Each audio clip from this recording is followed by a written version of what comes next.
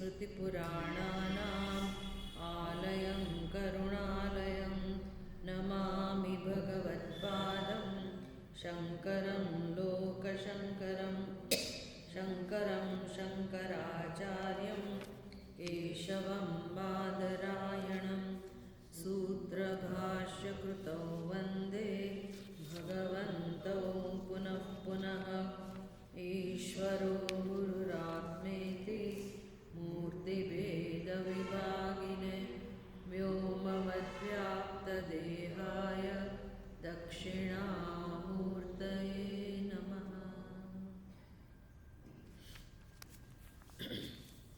ॐ सदाशिवसमारम्भाम् शङ्कराचार्यमध्यमाम् अस्मदाचार्यपर्यन्ताम् वन्दे गुरुपरम्पराम्।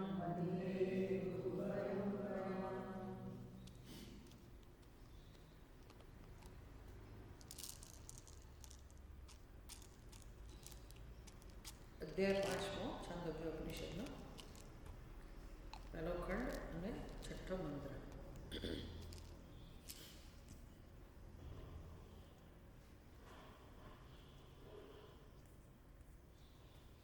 अथः प्राणाः अहं श्रेयांसि विदिरेः अहं श्रेयांसि अहं श्रेयान् अस्मीति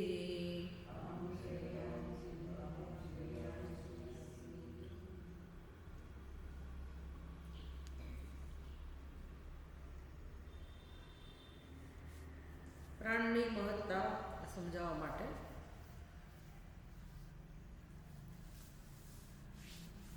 कि जीवन में प्राणनु शुं स्थान है।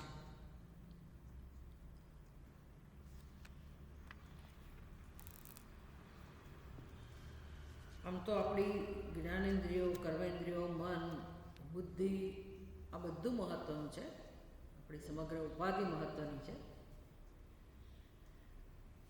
આપણે આપણી કાલ્પનિક સૃષ્ટિમાં જીવતા હોવાથી આ બધાનું બહુ મહત્ત્વ નથી સમજતા, એની નોંધ નથી લેતા। મહત્ત્વ નથી સમજતા એટલે માંદા પડીએ તો જરૂર દવા લઈએ, આંખમાં તકલીફ થાય તો આપણે એનો ઉપાય કરીએ, કાનમાં તકલીફ થાય તો ઉપાય કરીએ, બધું કરીએ છીએ।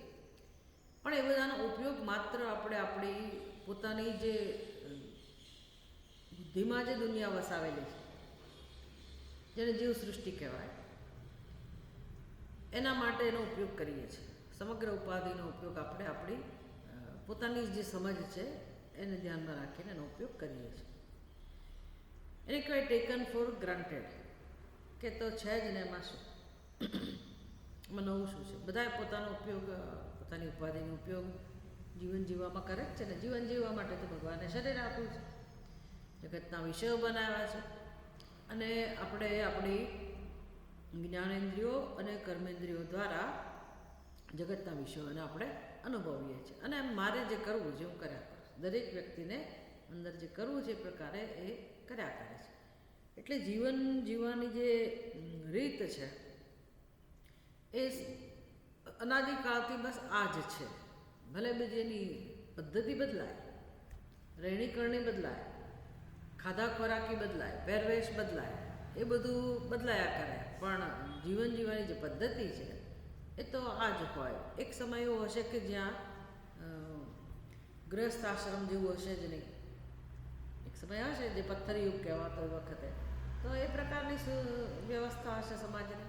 સમાજ જેવું જ ના હોય। પછી ઉત્ક્રાંતિ થતાં થતાં અહીં સુધી આપણે પહોંચ્યા છે। પણ જીવન જીવવાની આ પદ્ધતિ છે। એટલે માણસો જન્મે છે, આ પ્રકારે જીવે છે અને આ સૃષ્ટિમાંથી વિદાય લે છે। વળી પાછા જન્મે છે, જીવે છે અને આ સૃષ્ટિમાંથી વિદાય લે છે। આવો ક્રમ ચાલે છે। આમ તો બધા જીવો સાથે આ સમાન રૂપે છે, પણ આપણે મનુષ્ય માટે વિચારીએ તો આવું જ છે। પછી ભારત દેશમાં અમુક રીતે જીવન જીવાતું હોય એના નીતિ નિયમો જુદા હોય, બીજા દેશમાં જુદી રીતે જીવન જીવાતું હોય, ક્યાંક લગ્ન વ્યવસ્થાનું મહત્ત્વ હોય, કોઈ જગ્યાએ ના હોય. ભારત સિવાય કોઈ દેશમાં કોઈ આવા જીવન જીવવાની જે વ્યવસ્થા, વર્ણાશ્રમ વ્યવસ્થા જે ભગવાને બનાવી એવી કોઈ વ્યવસ્થા બીજા દેશમાં ના હોય. એટલે એને બ્રહ્મચર્ય આશ્રમ કોને કહેવાય, ગૃહસ્થાશ્રમ કોને કહેવાય, આવું બધું કંઈ ખબર ના હોય. પછી બ્રાહ્મણ, ક્ષત્રિય, વૈશ્ય, શૂદ્ર એવા વર્ણની વ્યવસ્થા પણ ત્યાં ના હોય. એટલે દરેક દેશમાં જે પ્રકારે એનો વિકાસ થયો હોય સંસ્કૃતિનો, એ પ્રકારે લોકો જીવતા હોય. એટલે ભારત દેશમાં આપણે આ બધી ચર્ચા કરી શકતા હોઈએ, કારણ કે ઘણા વર્ષોથી આ પ્રકારે આપણે જીવન જીવી રહ્યા છીએ. એટલે કૃષ્ણ ભગવાન જ્યારે કહેતા હોય ચાતુર્વર્ણમ મયા સૃષ્ટમ, તો વિચાર કરો કૃષ્ણ ભગવાનને કેટલા બધા વર્ષ થયા. તો એમણે જે વ્યવસ્થા આપી હોય આ પ્રકારે સમાજમાં જીવન જીવવાની, તો એ વ્યવસ્થા હજી સુધી ચાલી આવી છે. હવે આ બધી વ્યવસ્થા જે છે એ શેના માટે છે કે કોઈક રીતે આપણે હજી આપણી ઉત્ક્રાંતિ થતી રહે. ભૌતિક સ્તરે તો ઉત્ક્રાંતિ થાય, પણ આધ્યાત્મિક સ્તરે પણ આપણી ઉત્ક્રાંતિ થાય એ હેતુને ધ્યાનમાં રાખીને આપણા દેશમાં સંસ્કૃતિની આ પ્રકારે વ્યવસ્થા છે. જેથી કર્તવ્યને સ્થાન છે. કર્તવ્ય કર્મ એટલે જેમાં સકામ કર્મ ના હોય, નિષ્કામ કર્મ હોય, અને પછી એમ કરતાં કરતાં ચિત્ત શુદ્ધિ થાય, અને એમ કરતાં કરતાં આપણને મોક્ષની ઈચ્છા જન્મે અને માણસનું કલ્યાણ થાય. આ બધું આપણે સ્પષ્ટ સમજી શકીએ છીએ કે આ જ એક રીત છે. આત્માના કલ્યાણનો માર્ગ આ જ છે. એક તો મને મનુષ્યનો જન્મ મળે, તે તો ઘણા બધા મનુષ્યો છે. મનુષ્ય તરીકે તો ઘણીવાર આપણે જન્મ્યા હોઈશું, પણ મનુષ્યનો જન્મ મળ્યા પછી મારું જીવન કેવું છે, એટલે ભગવાને જે ઉપદેશ આપ્યો હોય, શાસ્ત્રમાં જે વ્યવસ્થા હોય એ પ્રમાણે જીવન જીવ્યા હોઈએ તો મારી ચિત્ત શુદ્ધિ થાય, અંતઃકરણ શુદ્ધિ થાય. અંતઃકરણ શુદ્ધિ થાય પછી મોક્ષ પ્રાપ્તિની ઈચ્છા જન્મે. એટલે એવું નહીં સમજવાનું કે બીજા દેશમાં કોઈ મનુષ્યને મોક્ષની ઈચ્છા ન જ જન્મે. એ અંતઃકરણ શુદ્ધિ થયેલો મનુષ્ય હોય, ત્યાં જન્મ્યો હોય તો એની રીતે આગળ વધે. પણ આપણે ત્યાં બધું સ્પષ્ટ માર્ગદર્શન છે, વ્યવસ્થા છે. એના ઉપરથી આપણે સમજી શકીએ કે આત્મકલ્યાણનો માર્ગ આ એક જ છે. જો આપણે વેદાંત શાસ્ત્રને, વેદાંતના સિદ્ધાને સાચા અર્થમાં સમજ્યા હોઈએ તો બહુ સ્પષ્ટ થઈ જાય કે ભાઈ આત્મકલ્યાણ આ રીતે જ થઈ શકે એમ છે. અજ્ઞાન એ એકમાત્ર બંધનનું કારણ છે, જન્મ મૃત્યુનું કારણ છે. અજ્ઞાનમાંથી મુક્ત થવું હોય તો મનુષ્યનો જન્મ જ જોઈએ. મનુષ્યનો જન્મ પ્રાપ્ત થયા પછી પણ આ બધું સમજાય અને અજ્ઞાનને દૂર કરવા માટે આપણે આપણી બુદ્ધિનો ઉપયોગ કરીએ અને જાણી લઈએ જ્યારે આત્માને, પોતાના સ્વરૂપને, તો પછી આપણો સંસાર સમાપ્ત થઈ ગયો. એટલે કે આત્મકલ્યાણ થઈ ગયું. આત્મકલ્યાણ એટલે નિશ્રેયસ. જે અર્જુન ગીતામાં પૂછે છે ભગવાનને કે યત મે સ્યાત યત શ્રેયસ્યાત મેં નિશ્ચિતમ તન્મે બ્રૂહિ. ભગવાન, જેનાથી મારું કલ્યાણ થાય એવું મને કહો. એવો કોઈ ઉપાય હોય તો મને રસ છે જીવન જીવવામાં, નહીંતર કોઈ રસ નથી. અને ભગવાને ઉપદેશ એને કર્યો, મોક્ષનો ઉપદેશ કર્યો. તો એ તો છેવટે તો આત્મા બ્રહ્મ જ છે, તત્વમસી, એ સમજવાનું છે. પણ અહીં સુધી માણસ પહોંચે કેવી રીતે? એટલે અંતઃકરણ શુદ્ધિ પણ હું શું કામ કરું, શેના માટે? જ્યારે મને સમજાય કે ભાઈ અજ્ઞાન કેવી રીતે કામ કરે છે જીવનમાં. અજ્ઞાન છે બરાબર છે, પણ અજ્ઞાન જીવનમાં પ્રગટ કેવી રીતે થઈ રહ્યું છે, તો આપણે જે રીતે જીવન જીવીએ છીએ એ અજ્ઞાનનું પ્રાગટ્ય છે. એટલે જન્મથી મૃત્યુ સુધી આપણે જે સમજથી વ્યવહાર કરીએ છીએ, જે પણ કરીએ છીએ, ભણીએ ગણીએ, નોકરી ધંધો વ્યવસાય, લગ્ન, માતા પિતા બનીએ, દાદી દાદા બનીએ અને પછી વિદાય લઈએ આ સૃષ્ટિમાંથી, આ બધો જ કાર્યક્રમ જન્મથી મૃત્યુ સુધીનું જે જીવન છે એના પાયામાં અજ્ઞાન જ છે. એટલે અજ્ઞાન આ રીતે અભિવ્યક્ત થાય છે. અને મળે છે શું? જીવને અત્યંત દુઃખ મળે છે. એટલો દુઃખી થાય જીવ, પછી નિશ્ચય કરે કે આવું તો જોઈતું જ નથી. પણ કરે શું? કોણે કરાવ્યું? કોણે કહ્યું કે જન્મ લો? જન્મવું પડ્યું. જન્મ્યા પછી કોણ કહે છે કે તમે પૈસા કમાવો, ઘણો પૈસા કમાવો? વ્યવસ્થા છે કે ભાઈ આ જીવન જીવાય એટલે કોઈને એવો વિચાર પણ ના આવે. લગ્ન શું કામ કર્યા ભાઈ? બસ ઈચ્છા જન્મીને લગ્ન થઈ ગયા, લગ્ન કર્યા, સારું બધું. બહુ આશાઓ હતી કે માણસને સુખ મળશે, પણ એનાથી બધું વિપરીત થયું. બાળકો પણ થઈ ગયા, માતા પિતા પણ બની ગયા, દાદા દાદી પણ બની ગયા, અહીં સુધી પહોંચ્યા. એટલે આ બધું શું કામ કર્યું? શું કામ થયું? ભગવાને નથી કર્યું. એવું નહીં સમજવાનું કે ભગવાને કર્યું છે, આપણો સહકાર છે. ભગવાન તો ખાલી તમને પ્લેટફોર્મ આપે છે, ભગવાન ખાલી સહાયક બને છે. ઈચ્છા કોની હોય? આપણી. પુરુષાર્થ કોણે કર્યો? આપણે. આપણને એવી ઈચ્છા ના જન્મે કે હું આત્મકલ્યાણ માટે પુરુષાર્થ કરું. એવો પુરુષાર્થ કરી શક્યા હોય, પણ કેમ આ બધો પુરુષાર્થ કરવાની પુરુષાર્થ કર્યો? કારણ કે એ પ્રકારની ઈચ્છા હતી. બસ પછી આગળ વિચાર્યું નથી. અને બધે જ સમાજમાં આ જ રીતે જીવાતું હોય, તેમાં કંઈ ખોટું પણ નથી. શું કામ આપણને એવું વિચાર આવે કે આપણે ખોટું કરી? એટલે આ અજ્ઞાનનું કાર્ય છે, એ સમજાવવું જોઈએ કે આ બધું કોણ શું કામ થયું? ભગવાને કર્યું એવું નહીં. મેં શું કામ કર્યું? ભાઈ હું જવાબદાર નથી. કોણ જવાબદાર છે? મારી બુદ્ધિમાં રહેલું અજ્ઞાન અને અજ્ઞાનમાંથી જન્મેલા સંસ્કાર. એ અજ્ઞાનનું સ્વરૂપ કેવું એ સમજવાનું સત્સંગમાં. પહેલાં તો વેદાંત શાસ્ત્ર એ સમજાવે છે કે અજ્ઞાનનું સ્વરૂપ કેવું છે, અજ્ઞાન કેવી રીતે કામ કરે છે. તો કે મારી બુદ્ધિમાં હું જીવ છું એવો ખ્યાલ ઉત્પન્ન કરે છે, એટલે કે હું આ શરીર છું એવો ખ્યાલ ઉત્પન્ન કરે છે, અને પછી જગત મારા કરતાં ભિન્ન છે. હવે જેવો નિશ્ચય થયો કે હું આ શરીર છું, એટલે મર્યાદાનો અનુભવ થવાનો, અલ્પતાનો અનુભવ થવાનો જ. અલ્પતા એટલે અધૂરા, ઉણપ, જે આપણે સ્વીકારી ના શકીએ. એટલે આપણે આ નિશ્ચયની સાથે ખરેખર સમાધાન નથી કરી શકતા કે હું આ શરીર છું. પણ આવું જ છે. વિચાર કરો, આવું કેમ ચાલે છે? આવું કેમ ચાલે છે? કારણ કે એ દિશામાં કોઈ વિચાર કરતું નથી. વિચાર કરવા માટે બુદ્ધિ આપી છે ભગવાન, પણ આપણે વિચાર કરતા નથી કે ભાઈ શરીરનો જન્મ થયો કે આત્માનો જન્મ થયો. ચલો થયો તો થયો, પણ શરીરનું નામ એટલે મારું નામ કેવી રીતે બની ગયું? શરીરનો આકાર એટલે મારો આકાર કેવી રીતે બની ગયો? શરીર મારું સ્વરૂપ કેવી રીતે બને? આવું બધો કોઈ વિચાર કરતા ને, કોઈ વિચાર કરતું નથી. એટલે આને શું કહેવાય? માન્યતા. શેમાંથી જન્મી માન્યતા? શેમાંથી જન્મી? હું કોણ છું એ અજ્ઞાનમાંથી.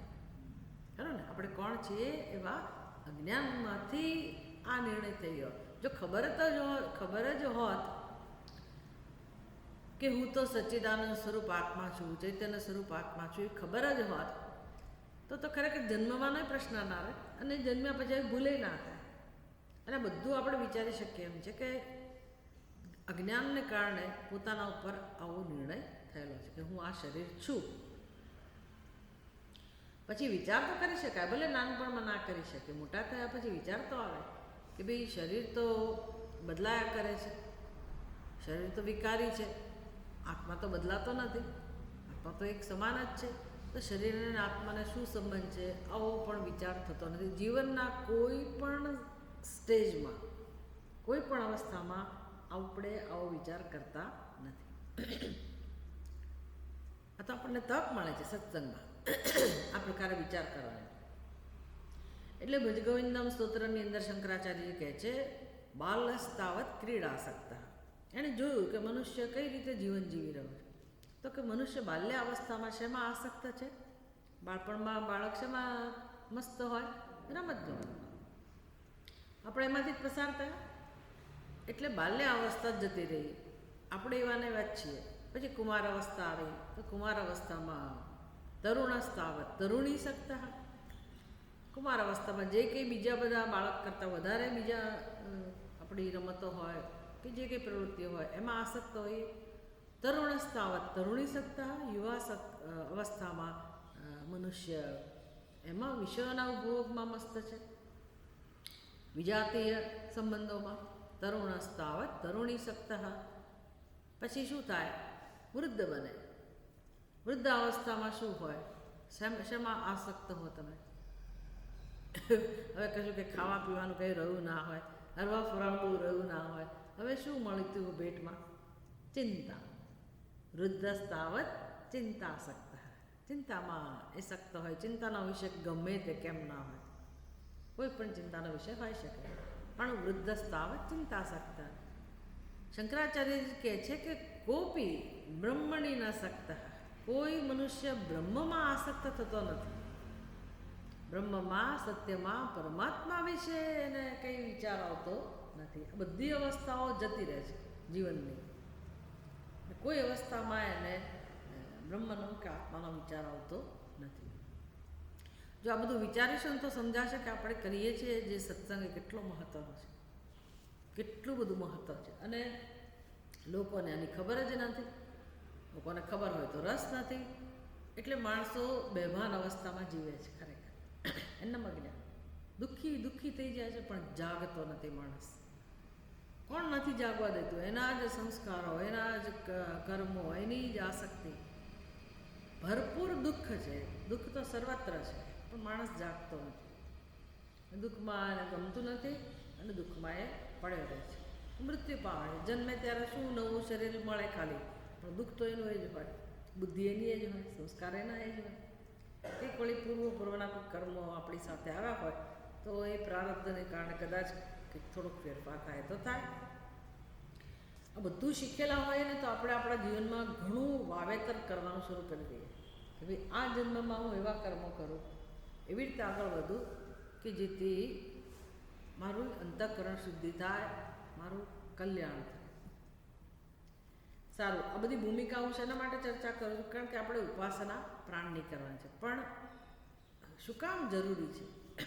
તો કે આપણે આ બધું જે જીવન જીવીએ છીએ એમાં કેવળ અને કેવળ કાલ્પનિક જે સૃષ્ટિ છે એને જ આપણે સત્ય માનીને જીવીએ છીએ. ખરું?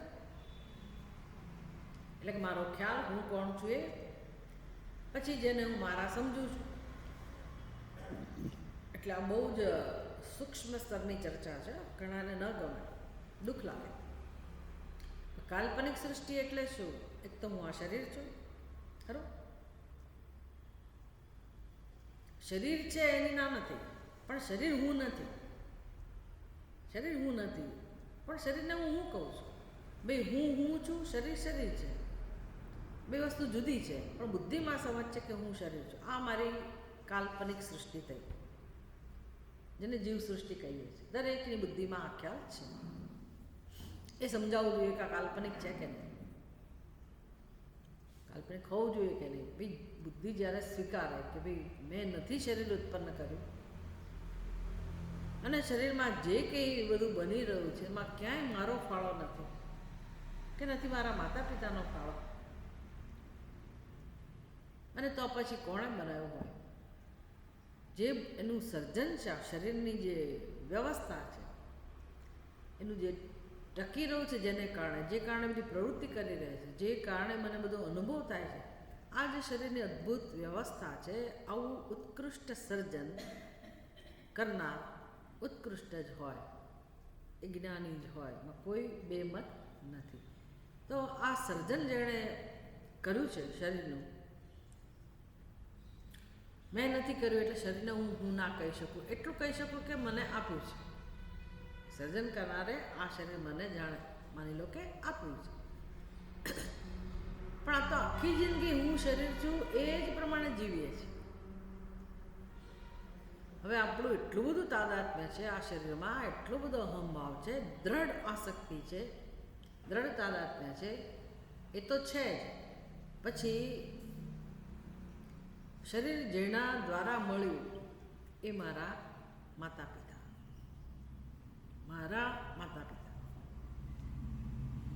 માતા પિતા જરૂર છે, પણ મારા માતા પિતા એ પણ મારી સૃષ્ટિ થઈ. કારણ પહેલાં હું આવ્યો, મારું શરીર, પછી મારા માતા પિતા એમનું શરીર, પછી મારા ભાઈ બહેન, આમ મારું, હું અને મારું, હું અને મારું, પછી આગળ યાત્રા ચાલે, પછી તમે લગ્ન કરો એટલે મારા પતિ ને મારા પત્ની, બધું મારું મારું બધું સમજાય છે ને કે કેવી રીતે જીવ સૃષ્ટિ આગળ વધે છે. પછી અંદર બધા સંસ્કારોમાંથી જમા થાય છે, હું અને મારું, પછી મારું કર્મ, મારા કર્મનું ફળ, મારું નસીબ, મારું પ્રારબ્ધ, મારું સુખ, મારું દુઃખ, મારી ચિંતા, આમ હું ને મારું, હું ને મારું, હું ને મારું. હવે હું વૃદ્ધ થયો, વૃદ્ધ થઈ એટલે મારી વૃદ્ધાવસ્થા, હવે મારું ધ્યાન રાખનાર કોઈ નથી એટલે મારી ચિંતા, છેક સુધી બધું કેવળ અને કેવળ એનો પાયો કોણ છે? કલ્પના. તો કલ્પનામાંથી આ બધું જન્મ્યું હોય તો આખું જીવન કેવું કહેવાય? કાલ્પનિક. બધાની બુદ્ધિમાં છે તો શું થઈ ગયું? ભલે બધાની બુદ્ધિમાં પણ છે તો શું? કલ્પના, જીવ સૃષ્ટિ. એટલે આપણે આ જ રીતે જીવન જીવીએ છીએ. જન્મો જન્મોથી જેટલા મનુષ્યના જન્મ મળ્યા હશે બધા જ જન્મમાં આપણી જીવન જીવવાની પદ્ધતિ આપણી પણ આ છે અને બીજા કોઈની પણ આ જ છે. હવે આમાં ક્યાંય કોઈ સમય એવો આવ્યો કે જ્યાં આપણે સત્યની નોંધ લેતા હોઈએ. આત્માની વાત નથી કરતી. આત્મા તો બિચારો નક્કી થઈ જ ગયો છે કે હું એટલે શરીર, એટલે હુંનો કોઈ પ્રશ્ન જન્મતો જ નથી કે મને હુંનું અજ્ઞાન હોય. પણ બીજી બધી વાસ્તવિકતા કે આવો ખ્યાલ પણ હું ક્યારે કરી શકું છું? હું આ શરીર છું એવો નિર્ણય પણ હું ક્યારે કરી શકું છું? શરીર છે ત્યારે. મારા માતા પિતા છે એવો નિર્ણય ક્યારે કરી શકું છું? માતા પિતાના પણ શરીર છે ત્યારે. આ જગતના વિષયો છે એવો નિર્ણય ક્યારે કરી શકું છું? જગત છે ત્યારે. જ્ઞાનેન્દ્રિયો એટલે હું જોઉં છું, સાંભળું છું, બોલું છું, આવો નિર્ણય ક્યારે કરી શકું છું? જ્યારે જ્ઞાનેન્દ્રિયો કર્મેન્દ્રિયો છે ત્યારે.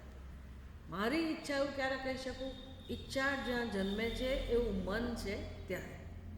જો આ મનનું આ બધું ના હોય તો મારી ઈચ્છા, મારા કર્મો, મારી પ્રવૃત્તિ, મારો અનુભવ આવું શક્ય હોય? એટલે આપણા બધા જ વિચારોમાં અધિષ્ઠાન રૂપે કોણ છે? તો કે ઉપાધિ. આ ઉપાધિ એટલે બધા જ શરીરો આવી ગયા અંદર, પછી આખું જગત આવી ગયું અને એ જગત એટલે ઈશ્વર સૃષ્ટિ. આમ ઈશ્વર સૃષ્ટિ જીવ સૃષ્ટિનો પાયો છે, પણ કોઈ દિવસ આપણે એની નોંધ લેતા નથી. અને કોને સત્ય માનીએ છીએ? વિચાર, કોને સત્ય માનીએ છીએ? પોતાની કલ્પનાને અને કલ્પનામાંથી જન્મેલા અનુભવોને. અને કેટલી હદે એ સત્ય છે એ અનુભવો કે કોઈ મને કહે કે મિથ્યા છે તો કેવી રીતે સ્વીકારી શકાય? એટલે આપણી સત્ય બુદ્ધિ, આપણી જ કલ્પનામાં આપણી સત્ય બુદ્ધિ એટલી દ્રઢ છે, એટલી દ્રઢ છે. અને હવે આપણા માટે સમસ્યા બની ગઈ, મારે દુઃખમાંથી મુક્ત થવું છે.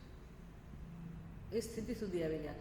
જે કલ્પના છે એ આપણે જ કલ્પનાને સેવ્યા કરી એટલે બધું કેવું છે? પરમ સત્ય. પરમ સત્ય. તમે બહાર નીકળવું જોઈએ કે ના નીકળવું જોઈએ, અથવા બહાર નીકળવાનો ઉપાય છે કે નહીં?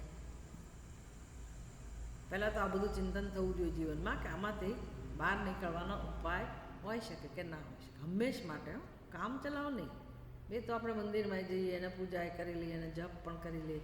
જો આ ક્લાસમાં આવી વાતો આવશે એનો અર્થ એવો નહીં સમજવાનો કે અહીંયા તો જપનો તિરસ્કાર થયો અને પૂજાનો તિરસ્કાર થયો અને નકામું સાબિત થયું. નહીં. આ જે સ્તરની ચર્ચા હોય એને અનુરૂપ બધી વાતો થતી હોય, જે વિષયને ધ્યાનમાં રાખીને સમજવાનું હોય એને અનુરૂપ વાતો થતી. એટલે એવું નહીં સમજવાનું કે આ બધું નકામું છે. પણ આપણે શું સમજવાનું છે કે એવું કરીને હું થોડીક શાંતિ તો મેળવી લઉં છું, પણ કે મારું દુઃખ જતું નથી. અંદર જે બધું દુઃખ ભરેલું છે એ દુઃખ જતું નથી. આપણે ત્યાં કામ કરવાનું છે, એ કામ અને આપણે જ કરવાનું છે. બીજું કોઈ આમાં ઉપયોગી થઈ શકે એમ નથી. એટલે બુદ્ધિની અંદર માટે સૂક્ષ્મતા જોઈએ, માટે એકાગ્રતા જોઈએ, માટે બુદ્ધિની અંદર રસ જોઈએ અને ઈશ્વરની કૃપા જોઈએ આ બધા માટે કે ભાઈ મારી બુદ્ધિને હું બધું શીખવાડું. એવી ભૂલ થઈ છે, બરાબર છે, આજની ભૂલ નથી, અનાદિકાળથી ભૂલ છે ને, બધાની ભૂલ છે, સર્વત્ર છે. અને માટે સંઘર્ષ છે જીવનમાં, માટે અપાર દુઃખ છે, પારાવાર દુઃખ છે. અને હવે હું એમાંથી કેમ બહાર નીકળું? તો બી મારી ભૂલોનું કારણ શોધું, દુઃખનું કારણ શોધું. તો શાસ્ત્ર આપણને દુઃખના કારણ તરફ લઈ જાય છે અને કેમ મુક્ત થવું એ શીખવાડે છે. પછી શું ભૂલ છે? તો કે ચલો મને મારા સ્વરૂપની ખબર નહોતી એટલે ખોટી કલ્પના કરી, ભ્રમ સેવ્યો, તો હવે એમાંથી મુક્ત કઈ રીતે થવાય? તો કે સત્યને ધ્યાનમાં રાખો, સત્યને જાણતા શીખો. જેમ કે સાપ દેખાયો, સાપને કારણે તમે દોડ્યા, ભાગ્યા, લાકડી લઈને ગયા, સાપ ના ગયો, પેલા પકડવાવાળાને બોલાયો, ભાગ્યા હો, દોડ્યા હો, કેટલો પુરુષાર્થ કર્યો હો, પડ્યા હો, વાગ્યું હોય, બધું બહુ ચાલે ને. આ બધું શેમાંથી જન્મ્યું? પાટા પિંડી સુધી પહોંચી ગયા, હોસ્પિટલ સુધી પહોંચી ગયા, બધું શેમાંથી જન્મ્યું? સાપમાંથી કે દોરડામાંથી? હજી વિચાર કરો. દોરડું આપણને બગાડે? દોરડું ભય જન્માવે? તમે એમ કહો કે સાપ ભય જન્માવે, પણ ક્યાં સાપ હતો? ત્યાં તો સાપ હતો જ નહીં. તો દોરડું કશું કરી શકે એમ નથી, સાપ છે નહીં એટલે કંઈ આવું થઈ શકે એમ. તો થયું કેમ? ભાગ્યા કેમ? દોડ્યા કેમ? પડ્યા કેમ? બધી પરંપરા કહેવાય ને. આ બધું થયું ભાઈ. ભય જન્મ્યો એટલે આ બધું થયું. પણ ભય કેમ જન્મ્યો? ભય કેમ જન્મ્યો? ભાઈ શેમાંથી જન્મ્યો? સર્પમાંથી એ નહીં, દોરડામાંથી નહીં, સર્પના ભ્રમમાંથી. સર્પના ભ્રમમાં. ભ્રમ ક્યાં થાય? ભ્રમ ક્યાં થાય? બુદ્ધિમાં. વાત પડે છે ને, ભ્રમ શું કરાવે? ભ્રમ બુદ્ધિમાં હોય તો આવું થાય. દ્રષ્ટાંતમાં પહેલાં સમજીએ આપણે કે ભ્રમ આવું કરાવે, ભ્રમિત કરાવે, પછી દોડ કરાવે. આપણે દોડીએ છીએ અનાદિકાળથી, એક શરીરમાંથી બીજા શરીરમાં, બીજા શરીરમાં ત્રીજા શરીરમાં ભ્રમણ ચાલી રહ્યું છે ને. તો એનું કારણ સમજાવે છે ઉપનિષદ કે શું કારણ છે? ભ્રમ. ભ્રમ ઉત્પન્ન થયો છે.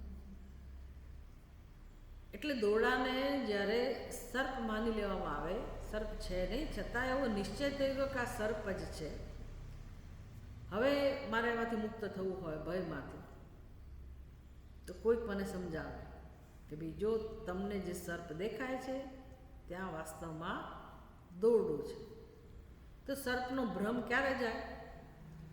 સર્પના સત્યને જાણવાથી. જે મને સર્પ દેખાય છે, જ્યાં દેખાય છે ત્યાં મને કોઈક દેખાડે, ધ્યાનથી, પ્રકાશથી, પૂરા પ્રકાશમાં લઈ જઈને દેખાડે, સ્પષ્ટ રીતે મારી બુદ્ધિ જુએ, આંખો જુએ પહેલાં તો કે ભાઈ આ દોરડું જ છે. તો દોરડાને બરાબર જાણી લીધું પછી હવે ભ્રમ ગયો કે હોય? ઘણા લોકો એમ કે ના એ તો બરાબર છે, પણ ના, મારું તો મન કહે છે કે ત્યાં સાપ જ છે. તો હવે એમાં જેણે સમજાવ્યું એનો કોઈ વાંક છે? હું સમજવા તૈયાર નથી. પણ જો મારી બુદ્ધિ આ બધું સમજી લે કે ત્યાં વાત સાચી છે, દોરડું જ છે, તો પછી મને ગમે તેટલી શંકાઓ જન્મતી હોય, મારે કામ કોની સાથે કરવાનું? શંકાઓ સાથે, સંશય સાથે.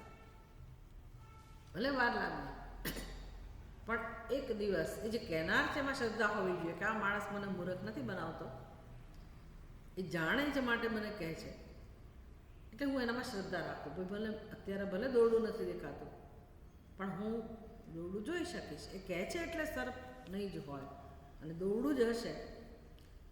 શ્રદ્ધા સાથે હું એ પ્રયત્ન ચાલુ રાખું તો મને પછી દોરડું જણાય. જેવું દોરડું જણાય એને કહેવાય દોરડાનું જ્ઞાન થયું. ખરેખર સર્પ જણાતો હતો ત્યારે દોરડાનું જ જ્ઞાન હતું, ખરું ને? દોરડું ના હોત તો કંઈ ભ્રમ ના થાય. એટલે દોરડાની બદલે મને સાપનું જ્ઞાન હતું, તો ખરેખર દોરડાનું જ જ્ઞાન હતું. પણ કેવું જ્ઞાન હતું? ખોટું જ્ઞાન.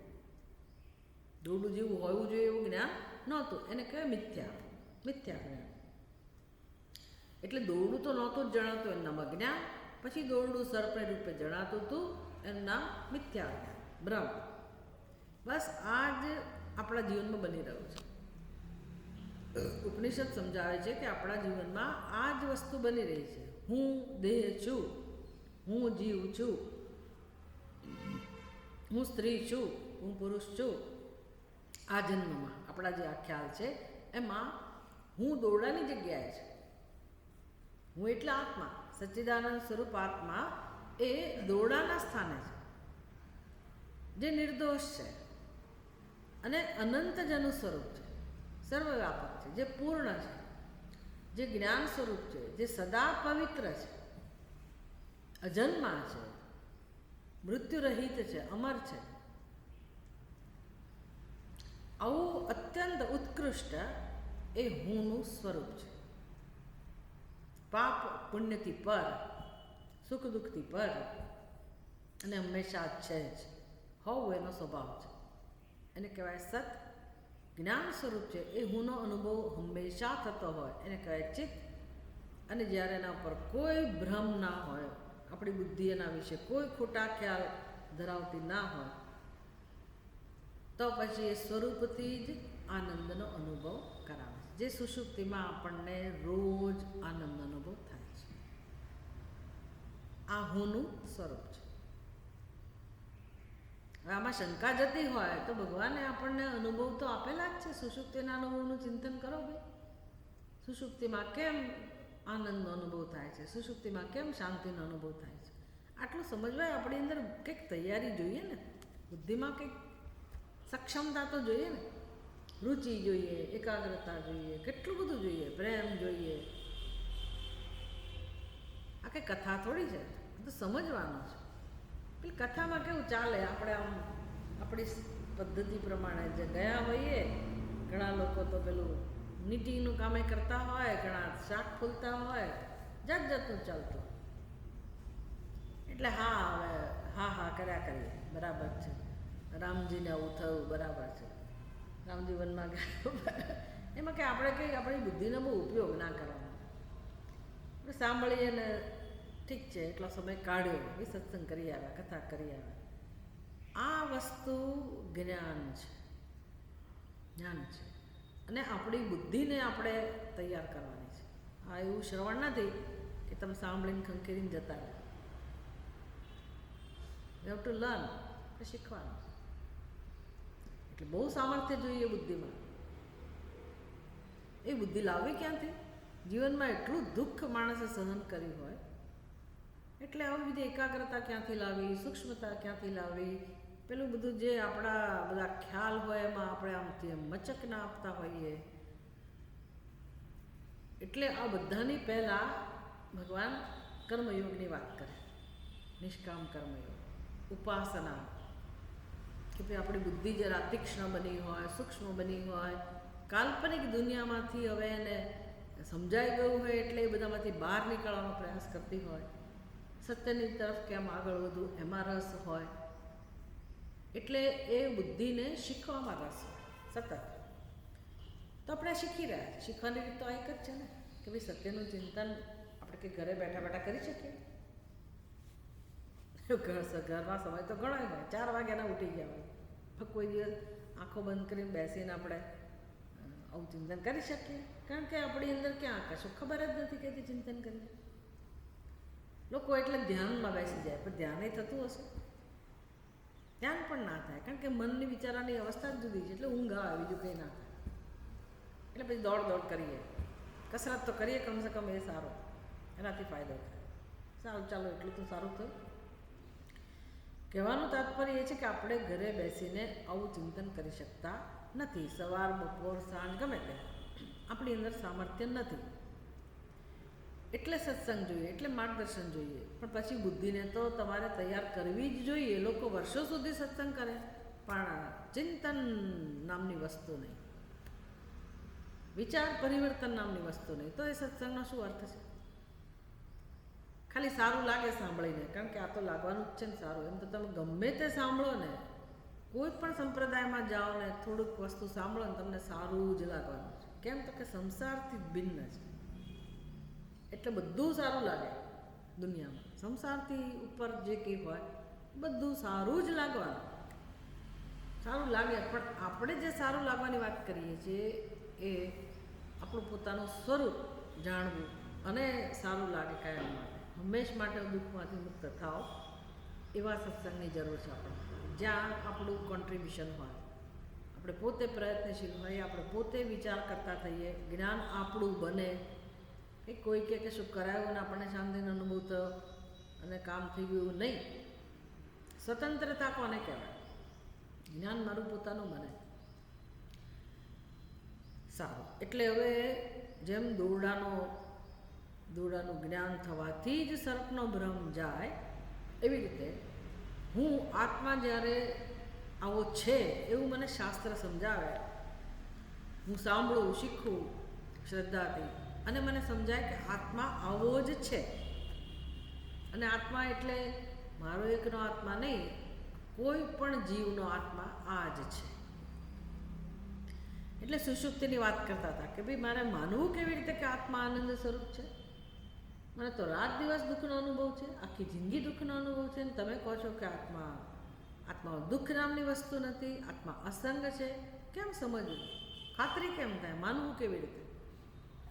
તો ત્યાં બુદ્ધિનો જ ઉપયોગ કરવાની જરૂર પડશે કે ભાઈ કોઈ પણ જીવ જ્યારે સૂઈ જાય છે, ભાઈ કૂતરું સૂતું હોય ફૂટપાથ ઉપર, કે પેલો ભિખારી સૂતો હોય ફૂટપાથ ઉપર, કે કોઈ રાજા મહારાજા પોતાના મહેલમાં સૂતો હોય, કે આપણે આપણા ઘરમાં સૂઈ ગયા હોય, જે જીવ જ્યારે સૂઈ જાય છે ત્યારે એને શેનો અનુભવ થતો હશે?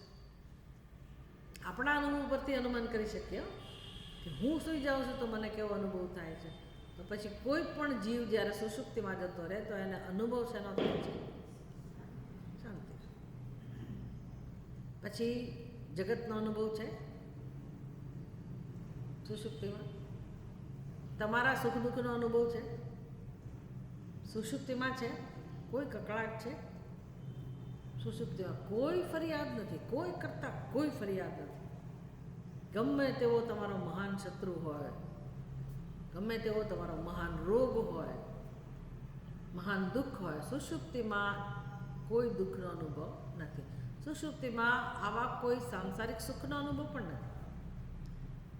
અતિ પ્રિય તમારો બાળક હોય તો એ સુષુપ્તિમાં એનો ખ્યાલ નથી. એટલે હું કોણ છું એનો ખ્યાલ નથી, મારું કોણ છે એનો પણ ખ્યાલ નથી. આખો સંસાર ત્યાં જતો રહે છે, જતો રહે, અને તમને આનંદનો અનુભવ થાય છે. તો જે જતું રહ્યું એ સત્ય હોય કે જે હોય એ સત્ય હોય?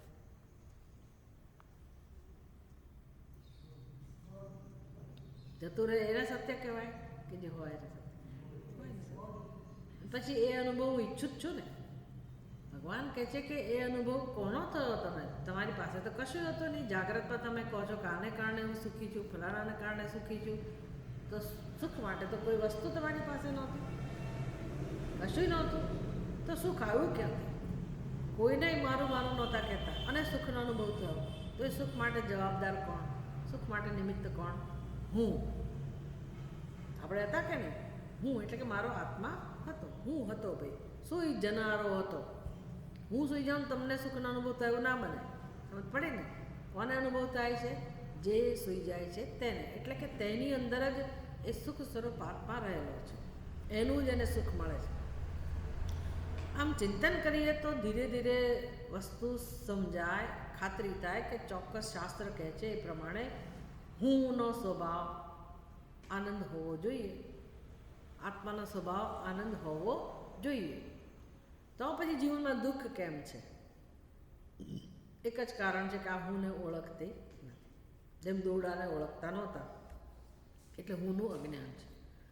દોરડાને ઓળખતા નહોતા, દોરડાને પછી વિપરીત રીતે ઓળખીએ છીએ. બીજી કઈ વસ્તુ છે? દોરડાને દોરડા રૂપે તો જાણતા જ નથી, અને દોરડાને આપણે સાપ રૂપે જાણીએ છીએ. એવી રીતે હું મારા આત્મ સ્વરૂપને તો જાણતી જ નથી, ઉપરથી હું આ શરીર છું, હું દેહ છું. પછી એ હું છુંની વચ્ચે જેટલા પણ વિશેષણો હોય આપણી બુદ્ધિમાં, હું છુંની વચ્ચે આ હું છું એ કોનો ધર્મ છે? હું છું એ કોનો અનુભવ છે ખબર છે? આત્માનો. હું છું એ આત્માનો અનુભવ છે. અને હું છુંની વચ્ચે જે ખ્યાલ છે એ આત્માનો અનુભવ નથી, એ આત્માનું સ્વરૂપ નથી, એ ખ્યાલ જ છે. હું આવો છું કે આવી છું, હું સુખી છું કે દુઃખી છું, હું પુણ્યશાળી છું કે પાપી છું, હું જન્મેલો છું ને હું મર્ત્ય છું. એ જે મારા ખ્યાલ છે, જે પણ આપણા ખ્યાલ છે, એ બધા ખ્યાલ જ છે. પડી એને કહેવાય જેમ આ દોરડું છે, આ દોરડું છે તો કહીએ કે ના કહીએ આ દોરડું છે, તો આ સર્પ છે, એમાં આ છે એ કોનો અનુભવ છે? આ છે એ કોનો ધર્મ હોય? દોરડા કે નહીં? આ છે એ બંને કોનો અનુભવ હોય? દોરડા. પછી આ છે ની વચ્ચે આ દોરડું છે, મને ખબર નથી આ છે. હવે આપણને સર્પ દેખાય કે આ સર્પ છે, બીજો વ્યક્તિ કે આ ફૂલની માળા છે, ત્રીજી વ્યક્તિ એવું કે આ દંડ છે, ચોથી વ્યક્તિ આવીને એવું કે ના આ તો ભૂછિદ્ર છે, કોઈક વળી કે ના તો આ તો લાકડી પડેલી છે, કોઈ કે આ તો પાણીની ધારા છે. આવા અનેક ખ્યાલ થયા. કોના વિશે? હા ના આપણે દ્રષ્ટાંતમાં રહેવાનું છે. દોરડા વિશે બધા ખ્યાલ કોના વિશે છે? દોરડા વિશે. હવે આટલા બધા ખ્યાલ કેમ આવ્યા ત્યાં? કોઈને સર્પ ને કોઈને ફૂલની માળા ને કોઈને ફલાણું, કોઈને આટલા બધા ખ્યાલ ત્યાં ઉત્પન્ન કેમ થાય? મૂળ કારણ કયું? દોરડું દેખાયું નહીં. જો દોરડું દેખાયું હોય તો એક ખ્યાલ જન્મે. ભૂલ ક્યાં થઈ? દોરડું દેખાયું નહીં. તો આ છે કોનો ધર્મ છે? તો દોરડું હોત જ નહીં તો ખ્યાલ ના જન્મે. પણ કંઈક છે, ખબર નથી શું છે, ખરું ને? એટલે આ છે એ કોનો ધર્મ છે? મૂળ સ્વરૂપે જોવા જાઓ તો આ છે કોનો ધર્મ છે? દોરડા. આ છે કોની સાથે જોડાયેલું છે? દોરડા સાથે. પણ આ દોરડું છે ખબર નથી, એટલે દોરડાની બદલે ત્યાં સર્પ છે, ફૂલની માળા છે, આ છે તો ચાલુ જ છે ને, કન્ટિન્યુ છે બધા ખ્યાલમાં, સમાન રૂપે છે ને. આ છે નથી બદલાતો. દોરડાની જગ્યાએ ખ્યાલ બદલાય જાતના. એમ હું છું એ તો આપણા હૃદયમાં, કોઈના હૃદયમાં સતત અનુભવાય છે. હું છું પણ હું બ્રહ્મ છું, હું આત્મા છું એની ખબર નથી. એટલે જાતના ખ્યાલ આપણી બુદ્ધિમાં છે. જે શરીર મળે એને અનુરૂપ મારી બુદ્ધિમાં ખ્યાલ છે. કૂતરું એમ જ માનતું હશે ને કે હું, એને ખબર નહીં હોય કે આને કૂતરું કહેવાય, આપણે એનું નામ કૂતરું પાડ્યું. પણ એને જે શરીર મળ્યું એને જે પોતાનું શરીર સમજે છે ને, અને બીજા કૂતરાને પણ કૂતરા તરીકે ઓળખે છે, એટલી સમજ તો એના હોય છે. પણ એને હું છું નો અનુભવ થતો હશે કે નહીં થતો? કૂતરાને હું છું નો અનુભવ થતો હશે કે નહીં? શું લાગે? એટલે હવે આપણને હું છું નો અનુભવ થાય છે તો દરેક પશુ પક્ષીને કોઈ પણ જીવને હું છું નો અનુભવ તો થતો જ હોય ને. એ હું શું છું એ તો એ જાણે, પણ હું છું નો અનુભવ તો કોઈ રોકી જ ના શકે. કેમ તો કે હું છું એ આત્માનો ધર્મ છે, સ્વયં પ્રકાશ એ તો હોય જ, અસ્તિત્વ એનો ધર્મ છે, ચૈતન્ય એનો ધર્મ છે, જ્ઞાન એનો ધર્મ છે. એટલે સર્વત્ર પોતાના સ્વરૂપનું જ્ઞાન તો, આવું જ્ઞાન તો છે જ. હું છું એવું જ્ઞાન તો છે જ. તકલીફ ક્યાં છે? હું આત્મ સ્વરૂપ છું, અનંત છું, એક છું, અદ્વિતીય છું, જ્ઞાન સ્વરૂપ જ છું, નિર્ગુણ નિરાકાર છું, આવી ખબર નથી. અને કયો ખ્યાલ છે? કહો ને, આપણા જ માટે જેમ દોરડા માટે અનેક ખ્યાલ છે, એમ આપણા વિશે વિચાર કરીએ તો હું આત્મા છું એના જ માટે કેટલા બધા ખ્યાલ છે. દેહ છું એ તો છે જ, પછી મનુષ્યનો દેહ એટલે હું મનુષ્ય છું એ પણ ખબર છે. પછી વિવિધતા આવી કે સ્ત્રીનો દેહ તો હું સ્ત્રી છું, પુરુષનો દેહ તો હું પુરુષ છું, બાલ્યાવસ્થામાં હું બાળક છું, કુમારાવસ્થામાં હું કુમાર છું, યુવાવસ્થામાં યુવા છું, વૃદ્ધાવસ્થામાં હું વૃદ્ધ છું, અને પછી મરી જઈશ. કારણ કે આપણે બોલવાના તો નથી ને, રહેવાના નથી કે હું મરી ગયો, એવું તો રહેવાનું નથી. એટલે અત્યારે મારો ખ્યાલ કેવો હોય? એક દિવસ હું મરી જઈશ. કેમ તો કે હું જન્મેલો છું. હવે જન્મેલો છું એ સિદ્ધ નથી થયું, એનો અનુભવ નથી, પણ માની લીધું હું જન્મેલો છું અને આ શરીર હું જ છું. એટલે ભૂતકાળને તપાસ્યો નથી ખરેખર મારો જન્મ થયો કે નહીં. બધું ચાલે છે વર્તમાનમાં, બસ આ છે આવું જ છે, જેવું દેખાય એવું જ છે. પણ મૃત્યુનો ક્યાં અનુભવ છે? આ બધો તો અનુભવ છે, એટલે બીજા કોઈ મને મારા ખ્યાલમાં ફેરફાર ના કરી શકે. ભાઈ તમને શું ખબર પડે? મારા અનુભવ મને ખબર છે. ભાઈ મારું વજન વધી ગયું તો મને ખબર છે, મારું વજન ઘટી ગયું તો મને ખબર છે. ખરું?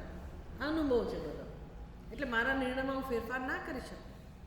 વર્તમાનમાં હું અનુભવું છું. પણ તો પછી તો મૃત્યુનો અનુભવ તમને છે. અનુભવ થાય પછી તમારે નિર્ણય કરવો જોઈએ ને. ત્યાં શું કહીએ છીએ? હું મરી જઈશ. કારણ કે હું મરી રહ્યો છું તો હું કહી ના શકું. મરી રહ્યા હોઈએ તો એમ કે બચાવો બચાવો, મરી ગયો એમ તો ના જ કહી શકો ને. એટલે પણ હું મરી જઈશ જ, મરી જઈશ જ. ત્યાં કોઈ અનુભવ નથી, છતાં એવો નિશ્ચય છે કે હું મરી જ જઈશ. કોને ગમે મરવું? કોઈને ગમે? ના ગમે. અસ્તિત્વ આપણું સ્વરૂપ છે, મરી જવું ના ગમે. વિચાર કરો કે આ જ્ઞાન કોને કહેવાય, એ સમજીએ છીએ આપણે કે ભ્રમ કોને કહેવાય. એટલે એ ભ્રમમાંથી મુક્ત થવા માટેની શરૂઆત થવી જોઈએ. કેવી રીતે થાય? તો કે હું જેને હું કહું છું, જે શરીરને, એ શરીર ખરેખર આત્મા છે કે નહીં? જેને હું શરીર કહું છું એ હું ખરેખર શરીર છે કે બીજું કંઈક છે? જેને હું સર્પ કહું છું એ સર્પ છે કે બીજું કંઈક છે? મારે ચિંતન થવું જોઈએ ને. સર્પ વિશે વિચાર જ ના કરું તો ભય જાય જ નહીં. એમ હું વિશે આપણે વિચાર ના કરીએ તો દુઃખ જાય જ નહીં. એટલે રમણ મહર્ષિ ત્યાંથી જ શરૂઆત કરે કે પહેલાં તું કોણ છે જાણ્યા. આપણે જઈને પ્રશ્ન પૂછીએ ને, કોઈને ઉત્તર ના આપે. પહેલાં તું કોણ છે મને કહે. કારણ કે તું તને જાણતો જ નથી. હું એમ આવે તું જાણ પહેલાં તું કોણ છે. એ દિવસ એ બાબતમાં, એ વિષયમાં કોઈ દિવસ આપણે કોઈને પૂછ્યું છે, ચિંતન કર્યું છે કે હું કોણ છું? વિચાર કરો. ચિંતન કરવું જોઈએ કે ના કરવું જોઈએ? હું કોણ છું એનું ચિંતન કરવું જોઈએ કે ના કરવું જોઈએ? હવે તો કરવું જોઈએ. હવે બધા અનુભવો થઈ ગયા. વાત ભીડીને આપણે જે હાલત કરી નાખી આપણી, આ પકડ્યું પેલું પકડ્યું નહીં, આ અનુભવ પહેલો અનુભવ, દોડ કરી. કારણ કે બધું જોઈતું હતું, ભોગવવું હતું, બધું ભોગવી લીધું. હવે આપણને ખબર પડી કે ભાઈ ના ના ના ભગવાન હવે ન જોઈએ. તો પછી ભગવાન કહે છે કે હવે તમે વિચાર કરો, તમારો મનુષ્યનો જન્મ શેના માટે છે? તમારા સ્વરૂપને ઓળખવા માટે. ભાઈ હું કોણ છું, હું કોણ હોઈ શકું, એનું ચિંતન. તો એ ચિંતન કેવી રીતે શરૂ થાય? કંઈક તો આધાર તો જોઈએ ને. તો ભગવાન કહે છે કે તમે જે શરીરને હું કહો છો એ શરીર ક્યાંથી આવ્યું? એ શરીર કોણે બનાવ્યું? એટલું જ નહીં, એ શરીરમાં કઈ વ્યવસ્થા છે? તો કે જ્ઞાનેન્દ્રિયો છે, કર્મેન્દ્રિયો છે, મન છે, બુદ્ધિ છે, અને સૌથી મહત્ત્વની વસ્તુ છે એ શરીરને જન્મ મળ્યો શેના કારણે? ધબકારા હૃદયના શરૂ થયા શેને કારણે? જીવન જીવાઈ રહ્યું છે શેને કારણે? અને ક્યાં સુધી જીવન ટકી શકશે? કોને કારણે? કારણ હું કોણ છું ને પહેલાં અત્યારનું મારું અસ્તિત્વ કોને કારણે છે હું જાણું. શેને કારણે છે અસ્તિત્વ? ક્યાં સુધી જીવવાના? તમે માતા બન્યા છો, પિતા બન્યા છો. માતાને તો ખબર હોય કે ભાઈ બાળક છે, એવી ખબર ક્યારે પડી? એના ધબકારા શરૂ થયા છે ને જીવના. એ ધબકારા શરૂ થયા એટલે કોણે પ્રવેશ કર્યો એની શરીરમાં? પ્રાણે. પ્રાણના પ્રવેશની સાથે એનું એ અસ્તિત્વ, જીવનું અસ્તિત્વ શરૂ થયું. પછી બધા અંગોનો વિકાસ થતો હશે. વિજ્ઞાન તો આવું જ કહે છે. અને પછી એ બાળકનો જન્મ થયો. પણ કંઈ ગર્ભમાં હતું ત્યારે એ શ્વાસ તો લીધું હતું ને, કે બહાર લઈને પછી શરૂ નથી કર્યું. પણ ચલો ત્યારથી જ જીવની યાત્રા શરૂ થઈ ગર્ભમાંથી જ. તો કોણને કારણે એને જન્મ મળ્યો? કોણે કારણે એને અસ્તિત્વ શરૂ થયું? પ્રાણને કારણે. ક્યાં સુધી આપણું જીવન ચાલે છે? જ્યાં સુધી શ્વાસોશ્વાસ ચાલે છે ત્યાં સુધી. એટલે આખા જન્મથી મૃત્યુ સુધીનો આધાર કોણ છે? પ્રાણ. તમે પ્રાણને બનાવ્યા છે? આપણે પ્રાણને બનાવ્યા છે? તમને તમારી દુનિયા જીવવા માટે કોણે સહકાર આપ્યો? પ્રાણે આપ્યો કે નહીં? ખાઓ પીવો છો, ભૂખ તરસ બધું કોને કારણે છે? પ્રાણને કારણે. પ્રાણની ગરબડને કારણે જ બધા રોગ છે. બધા રોગનું મૂળ આ પ્રાણને નહીં જાણવાથી છે, પ્રાણની નોંધ નહીં લેવાથી.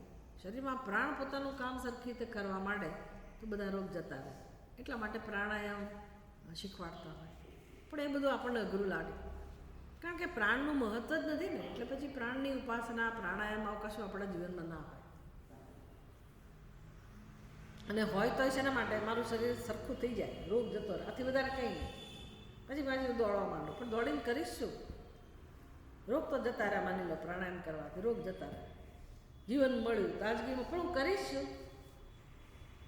શું કરશો? હવે વધારે સારી રીતે કામ કરીશ. કોના માટે કરીશ? બસ એ જ મારો પરિવાર.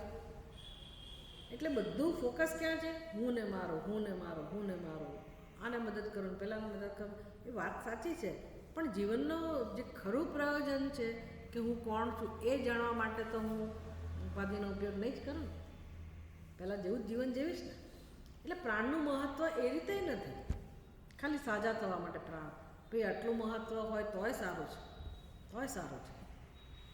પણ પ્રાણનું મહત્ત્વ આપણી બુદ્ધિમાં જન્મે એના માટે આ આખ્યાયિકા છે.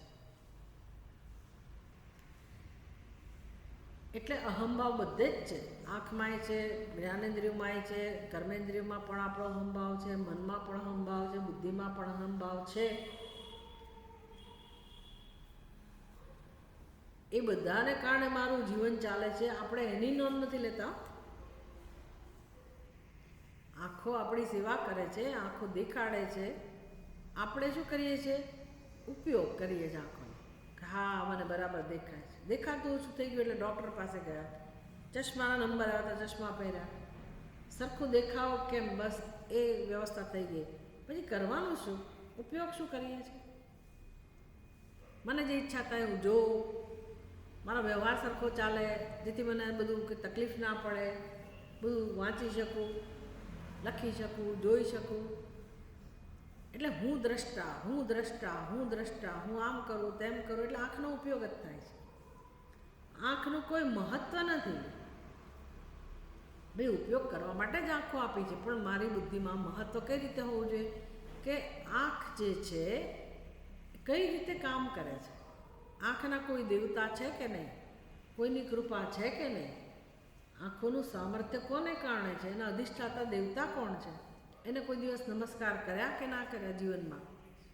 શું કરવું જોઈએ? અને આંખ મને ભગવાન આપી છે તો એનું કારણ શું? એનું હેતુ શું? પ્રયોજન શું? ભદ્રમ પશ્યેમ અક્ષભિર્યજત્રા. એ ભગવાન મારી આંખોથી હું કલ્યાણકારી વસ્તુઓનું દર્શન કરું. એવું ક્યાં છે? અને ઉપરથી સંસાર પ્રાપ્ત થયો છે. મેં મારી આંખે જોયું, બસ ખલાસ. મેં જોયું એટલે હવે સારું જોયું, ખરાબ જોયું. સારું જોયું તો આનંદ, હા બહુ સરસ હતું, જોઈ આવ્યા, ઠીક છે, આનંદ મેળવી લીધો. પછી એણે જોયું જ કે મેં તો જોયું નહીં, પહેલાં એ આમ કેમ જોયું, પહેલી એ કેમ આમ જોયું, અને મેં મારી આંખે જોયું, બસ ખલાસ. મારી આંખે જોયું એટલે આમ જ છે. આ આપણે આંખનો ઉપયોગ કરીએ છીએ આપણા પોતાના કાલ્પનિક દુનિયા ને સત્ય ઠરાવવા. ભાઈ સત્ય જોયું હોય આંખો સામે તો પણ સત્સંગ દ્વારા શીખવાનું છે કે કશું સત્ય છે જ નહીં. પણ વ્યવહારમાં બરાબર છે કે ભાઈ આ સત્ય કહેવાય, પેલું અસત્ય કહેવાય, પણ આપણે પારમાર્થિક સત્ય જાણીએ જ્યારે તો આ જે વ્યવહારમાં જે સત્ય છે શું બની જાય? આ બધી પ્રક્રિયાઓની ખબર તો, આ પ્રક્રિયાઓ શીખવી તો પડે. કે જેમ કે સ્વપ્નમાં આપણે દુઃખી થતા હોઈએ, સ્વપ્નમાં દુઃખી થતા હોય, કોઈ ચોર આપણી પાછળ પડ્યો હોય, જાત જાતના સ્વપ્ન આવતા હોય. કલ્પના કરો જેને જેવું સ્વપ્ન આવતું હોય. સ્વપ્નની અંદર આપણે બહુ પ્રયત્ન કરતા હોઈએ કે ભાઈ કોઈ ગળું દબાવે છે, આમ છે, તેમ છે, શ્વાસ નથી લેવાતો, કે કંઈ પ્રાણી પાછળ પડ્યું છે, અને આપણે આમ બેચેન થઈ ગયા હોય કે શું કરું, શું કરું, શું કરું. બોલાવીએ લોકોને કે મને પાણી આપો, પાણી, પણ કોઈ આપણને પાણી આપવા બાજુમાં છે પણ સાંભળતા નથી. કેવી અસહાયતા, શું કરીએ? અને પછી અચાનક આપણે જાગી જઈએ. અચાનક જાગી ગયા સ્વપ્નમાંથી. તો સારું થયું કે ખરાબ થયું? એવું સપનું જોતા હતા, એમાંથી તમે જાગી ગયા તો સારું થયું કે ખરાબ થયું? સારું થયું. કેમ સારું થયું? પણ ડરાવ એ સ્વપ્ન તમને દુઃખ કેમ આપ્યું? સ્વપ્નએ તમારી અંદર ભય કેમ જન્માયો? કેમ જન્માયો? જ્યારે તમને ખબર હતી કે આ સ્વપ્નું જ છે, ખોટું જ છે, તો એને ડર કેમ જન્માયો? ભય કેમ જન્માયો? હા, સુષુપ્તિ અવસ્થા ઊંઘી જવું એ છે. આ તો સ્વપ્ન અવસ્થા કહી. સ્વપ્ન અવસ્થામાં તમે કેમ ભયભીત થયા? જ્યાં તમને ખબર જ છે કે સ્વપ્ન તો સ્વપ્ન જ હોય, સપનાએ તમને કેમ દુઃખી કર્યા? દુઃખી ના થવું જોઈએ ને. સ્વપ્નને આપણે સાચું માનીએ છીએ. ક્યારે? જોતા હતા ત્યારે. જાગ્યા પછી ખબર પડી કે આ તો સ્વપ્ન હતું, પણ એ જ્યારે જોતા હતા ત્યારે તમે જે ખોટું હતું એને સાચું માનતા હતા. જે ખોટું જ હતું એને હું સાચું માનતી હતી, એટલે એ સ્વપ્નએ મને દુઃખી કરી, ભયભીત કરી. જેવા જાગ્યા તો એ સ્વપ્ન ગયું કે નહીં? તો હવે એ સ્વપ્નના દુઃખમાંથી કે સ્વપ્નના સુખમાંથી મુક્ત થવાનો ઉપાય કયો છે? જાગવું. જાગવું. જાગવું અને ખબર હોવી કે આ સ્વપ્ન મિથ્યા જ હોય, સ્વપ્ન ખોટું જ હોય. એમ અત્યારે જે જીવનમાં આપણે બધું દુઃખી થઈ રહ્યા છીએ, સુખી થઈ રહ્યા છીએ, અને જે પણ આપણા અનુભવો છે, ઉપનિષદ કહે છે કે વાસ્તવમાં એ તો સ્વપ્ન છે. તો પછી સ્વપ્ન હોય તો જગત મિથ્યા હોય તો મને દુઃખ કેમ આપે છે? સ્વપ્નએ કેમ દુઃખ આપ્યું? સ્વપ્નને હું સાચું માનતી હતી, ખરું જોતી ત્યારે સાચું માનતી હતી. તો અત્યારે હું આ જગત જે શાસ્ત્ર કહે છે કે મિથ્યા છે, ખોટું છે, તો મને એ ખોટું જગત દુઃખ કેમ આપે છે? શું કારણ હશે? હું એને સાચું માનું છું. તો તમને ઉપાય મળ્યો કે નહીં આ દુઃખમાંથી મુક્ત થવાનો, કે ના મળ્યો? સ્વપ્નમાંથી જાગ્યા, સ્વપ્નમાંથી દુઃખ મુક્ત થવાનો ઉપાય શું હતો? જાગો. તો પછી આ સ્વપ્નમાંથી દુઃખમાંથી છૂટવાનો ઉપાય શું હોય? જાગો. ભાઈ અમે તો જાગીએ જ છીએ ને.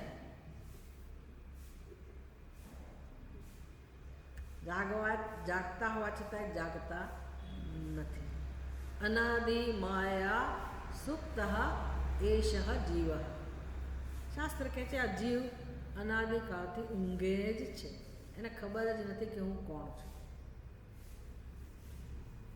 જો આ જ્યાં સુધી નહીં સમજાય ને ત્યાં સુધી આપણે અજ્ઞાનને દૂર કરવાનો પ્રયાસ નહીં કરીએ જીવનમાં, જન્મ પૂરો થઈ જશે, જીવન પૂરું થઈ જશે. એવા ને એવા ઊંઘમાં તમે ઊંઘમાં જ ખાઓ છો, ને ઊંઘમાં જ પીવો છો, ને ઊંઘમાં જ રડો છો, ખરેખર ઊંઘમાં જ હસો છો, બધું ઊંઘમાં જ ચાલી રહ્યું છે. ઊંઘમાં જ ચાલી રહ્યું છે.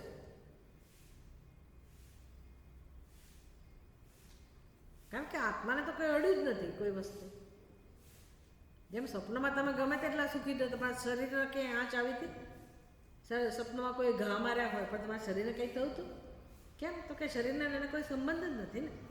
અમારું સત્ય જુદું હતું. પહેલી તમારી કાલ્પનિક દુનિયા હતી, આ મારી કાલ્પનિક દુનિયા છે. ત્યારે હું ગમે તેટલા માથા પછાડું, રડું, આ કરું, તે કરું, આત્માને આનું કશું સ્પર્શ્યું નથી, સ્પર્શવાનું પણ નથી, સ્પર્શી શકે એમ નથી.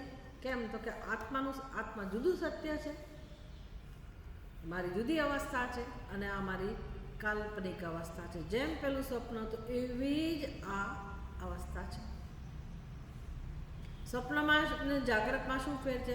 સ્વપ્નમાં મને કોઈ આવું જ્ઞાન આપી શકે એવું નહોતું. સ્વપ્નમાં હું ચિંતન કરી શકે એમ નહોતી. મને કુદરતે જગાડી, ભગવાને જગાડી, પ્રારબ્ધે જગાડી. અહીંયા મારા હાથમાં છે કે હું જાગી શકું એમ છું. મારા પ્રયત્નથી ભગવાને તો કૃપા કરેલી જ છે, મનુષ્યનો જન્મ આપ્યો, પણ મને બુદ્ધિ આપી છે તો હું આ સ્વપ્નમાંથી જાગી શકું એમ છું. જાગવું કે ન જાગવું એ કોના હાથમાં છે? આટલી ખબર પડી. પહેલાં લોકોને ના કહેવા જવાય, આજે બહાર વાળે છે ને એને મારે કહેવા ના જવાય કે તું ઊંઘી રહ્યો છે, તું જાગ. સમજ પડે છે? એને કહેવા જવાય? બિચારાને ખબર જ નથી, ખબર જ નથી. એટલે આટલું જાણવું એનું નામ ઈશ્વરની મહાન કૃપા કે ભાઈ આપણે અજ્ઞાનમાં છીએ અને મુક્તિ શક્ય છે અને મુક્તિનો માર્ગ કયો છે બધું આપણને ખબર પડી. કેટલી બધી ઈશ્વરની કૃપા કહેવાય કે સમજાય છે જ્ઞાનનું મહત્વ. કેવી કિંમતી વસ્તુ છે આ જાગવું. એ જાગવાથી જો બધું કામ પતી જતું હોય, બધા દુઃખમાંથી આપણે મુક્ત થઈ જતા હોય, તો પહેલું કામ માણસે જીવનમાં શું કરવું જોઈએ? શું કરવું? જાગવાનું. પણ ના ના, હજી મારે તો ઘરમાં ઘણા કામ છે, મારે ઘણી જવાબદારી છે, મારે પહેલું કરવાનું. એ વસ્તુ છૂટતી નથી. હવે આપણે જ બધું ભેગું કર્યું છે, મારું મારું, અને હવે આપણે જ એને છોડી શકતા નથી, કાં તો એ આપણને છોડી શકતા નથી. શું કરશો? શું કરશો? બહુ જ વિવેક જોઈશે, બહુ જ આત્મવિશ્વાસ જોઈશે, બહુ જ ભગવાનને પ્રાર્થના માટે પ્રયત્ન કરવો પડશે કે ભગવાન તું હવે મને મદદ કર, મારે તો છૂટવું જ છે. છૂટવું જ છે એટલે બીજું કંઈ કામ કરવાનું નથી, જાણવું જ છે. એના માટે જે આસક્તિ છે, ચિંતાઓ છે, બધું અંદર બધું ભર્યું છે, દુઃખ પારાવાર, એને તો ઠેકાણે પાડવું પડશે. પણ બધું જ હશે શેનાથી? જ્ઞાનથી. એને દૂર કરવાનો બીજો કોઈ ઉપાય નથી કે બધું જાય. જ્ઞાનથી બધો સફાયો થઈ જાય. ધીરે ધીરે ધીરે ધીરે જેમ જેમ જેમ સમજાતું જાય એમ બધું દુઃખ મૂળમાંથી જાય. તો આપણે ઉપાસના શીખી રહ્યા છે ને, એ એનો ભાગ છે. સીધે સીધું આત્મજ્ઞાન ના થાય એટલે આપણને આપણી સમક્ષ જે પ્રત્યક્ષ અત્યારે જેનો અનુભવ કરીએ છીએ, જે આપણને સહારો આપે છે ક્ષણે ક્ષણે. કઈ રીતે? તો કે મારા શ્વાસોચ્છ્વાસ ચાલે છે તો હું વિચારી શકું છું. આ મારું અજ્ઞાન પણ ક્યારે ટકે છે? કોના આધારે ટકે છે? શ્વાસોચ્છ્વાસ ચાલે તો એની કોઈ કિંમત નહીં કે કોણ શ્વાસોચ્છ્વાસ ચલાવે છે. પ્રાણ જેની વ્યવસ્થા છે, ઈશ્વર તો ખરો જ, સગુણ બ્રહ્મ, પણ એ જ ઈશ્વર પ્રાણના રૂપમાં મારા હૃદયમાં ધબકી રહ્યો છે, કામ કરી રહ્યો છે. તો હું એ પ્રાણની ઉપાસના શરૂ કરું. મારી કાલ્પનિક દુનિયાને હવે મહત્ત્વ ના આપું, એમાં અમે ભલીવાર નથી, અમે કોઈ ઠેકાણું નથી. અને હું કરતા હું આમ કરીશ તો સરખું થઈ જશે, હું પેલું કરીશ તો સરખું થઈ જશે, મારે કરવું જોઈએ ને ફલાણું કર્યું ઢીકણું કર્યું, થાકી જશો, મરી જશો તો આ કશું ઠેકાણે પડવાનું નથી. કારણ કે આપણે કંઈ કરી જ નથી રહ્યા, ખાલી સમજ એવી છે કે હું કરું છું. બાકી દરેક પરફેક્ટ બધી વ્યવસ્થા ઈશ્વરની જે છે, જેને જે જીવે જ્યારે જે પ્રકારે જે રીતે જીવવાનું એ બધું થઈ જ રહ્યું છે. અને તમને નિમિત્ત રાખ્યા હતા ભગવાને ચોક્કસ કે ભાઈ માતા પિતા તરીકે તમારું કર્તવ્ય છે, તમે આ કરો તે કરો, કર્યું. હવે કર્તવ્ય કયું આવ્યું? હવે આ સ્ટેજમાં કયું કર્તવ્ય છે? તો કે મારું શરીર કોણે બનાવ્યું? કારણ કે હું નહીં હોઉં પછી પણ આ બધાનું જીવન તો ચાલવાનું છે કે નથી ચાલે? તો તમે ક્યાં સુધી ટકી રહેવાના છો? તમે નહીં હો તો એ બધાનું જીવન ચાલશે કે નહીં ચાલે? કોણ ચલાવશે? કોણ ચલાવશે?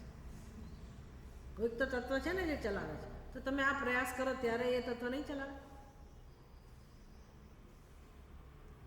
એ ચલાવશે કે નહીં ચલાવે? તો શ્રદ્ધા, ભલે આપણે પ્રેક્ટિકલી જે માતા પિતા સાથે રહેતા હોઈએ, બાળ બચ્ચા સાથે રહેતા હોય, તો ભલે આપણે એની સાથે પ્રેમથી બધી રીતે એને સપોર્ટ આપીએ, બધું કરીએ, પણ અંદરથી સાચી સમજ આવી જવી જોઈએ કે મારે મુખ્ય ધ્યાન મારું ક્યાં આપવાનું છે?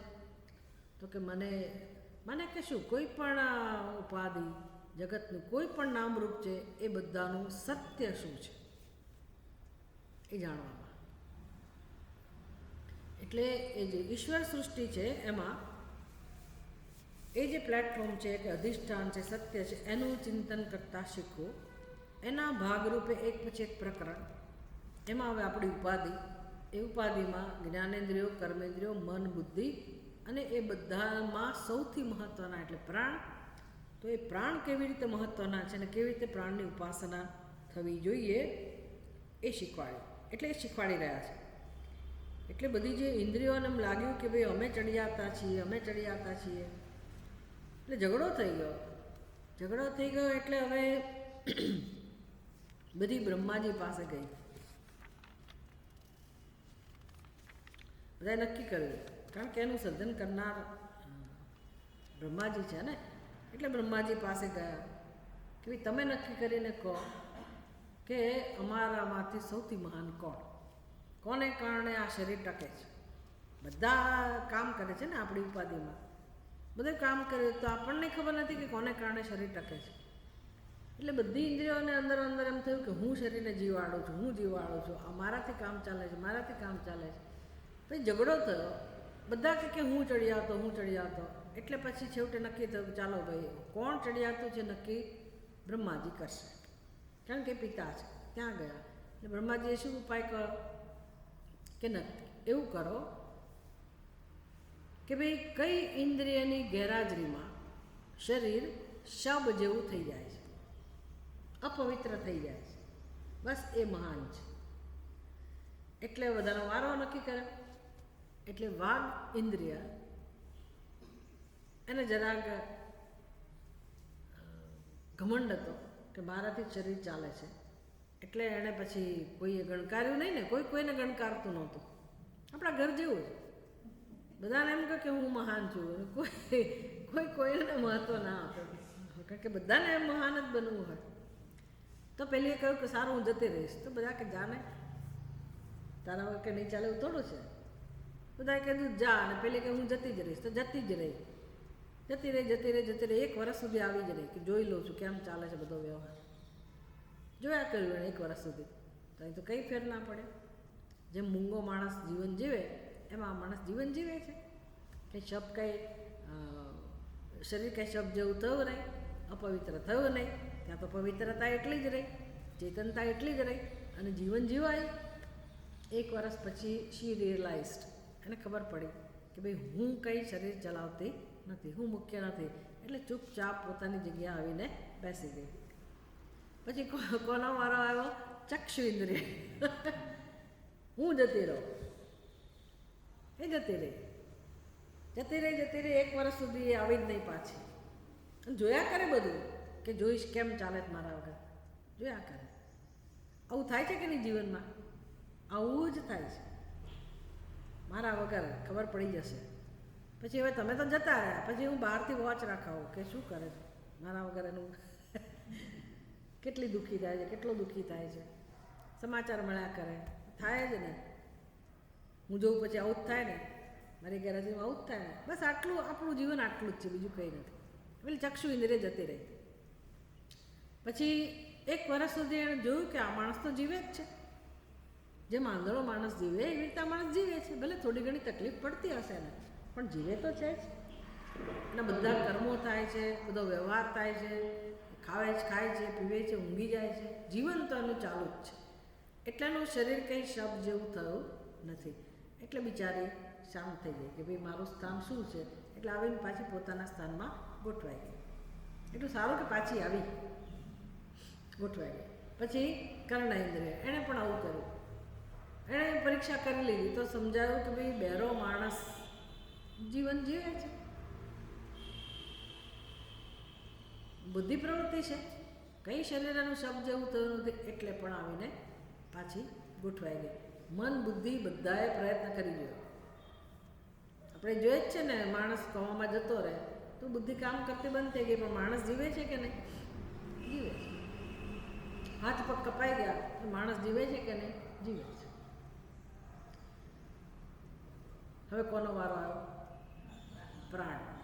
બધા જતા રહે તો પ્રાણ નહીં થાય તો ખરું કે હું દેખાડી દઉં.